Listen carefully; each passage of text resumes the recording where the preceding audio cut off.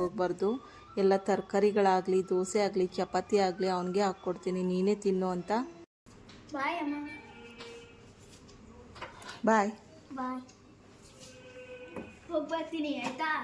ಇನ್ನು ಮಗಳು ಸ್ಕೂಲ್ಗೆ ಹೊರಟಾದ್ಮೇಲೆ ನಾವೆಲ್ಲ ರೆಡಿಯಾಗಿ ಸ್ವಲ್ಪ ತಿಂಡಿ ಎಲ್ಲ ತಿಂದ್ಕೊಂಡು ಹೊರಗಡೆ ಅತ್ತೆ, ನಾನು, ನನ್ನ ಮಗ ಹೋಗ್ತಾಯಿದ್ದೀವಿ. ಮಾವ ಅವರು ಬರ್ತೀನಿ ಅಂತಂದರು. ಕೊನೆಯಲ್ಲಿ ಬರಲ್ಲ, ಹೋಗಿ ನೀವೇನೆ ಅಂತಂದರು.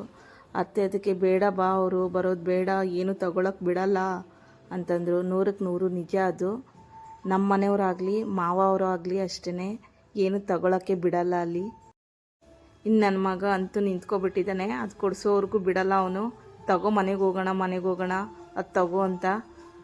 ಅಂತೂ ಇಂತೂ ಸ್ವಲ್ಪ ಶಾಪಿಂಗ್ ಅಂತೂ ಮಾಡಿದ್ವಿ. ಸ್ವಲ್ಪ ಸುಸ್ತಾಯಿತು, ಜ್ಯೂಸ್ ಕುಡ್ಕೊಂಡು ನೋಡಿದ್ರೆ ಸಿಕ್ಕಾಪಟ್ಟೆ ಬಿಸಿಲಿತ್ತು ಹೊರಗಡೆ. ಇನ್ನು ಕೈ ಹಿಡಿಯೋಕ್ಕೆ ಆಗ್ತಾಯಿರಲಿಲ್ಲ, ಓಡೋಡಿ ಹೋಗ್ತಾಯಿದ್ದ ನನ್ನ ಮಗ.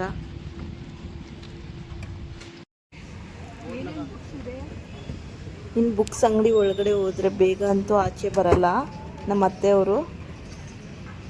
ಅವ್ರಿಗೆ ಸ್ಟೋರಿ ಬುಕ್ಸ್ ಅಂದರೆ ತುಂಬಾ ಇಷ್ಟ. ಎಷ್ಟು ಸ್ಟೋರಿ ಬುಕ್ಸ್ ಇದೆ ಮನೆಯಲ್ಲಿ ಅಂತ ಗೊತ್ತಾ?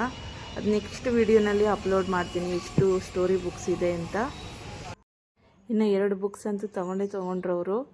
ನನ್ನ ಮಗಳು ಬಂದ್ಬಿಡ್ತಾಳೆ ಸ್ಕೂಲಿಂದ. ಬನ್ನಿ ಅತ್ತೆ ಹೊರಡೋಣ ಅಂತ ಹೇಳಿ ಬೇಗ ಕರ್ಕೊಂಡು ಬರ್ತಾಯಿದ್ದೀನಿ ಮನೆಗೆ.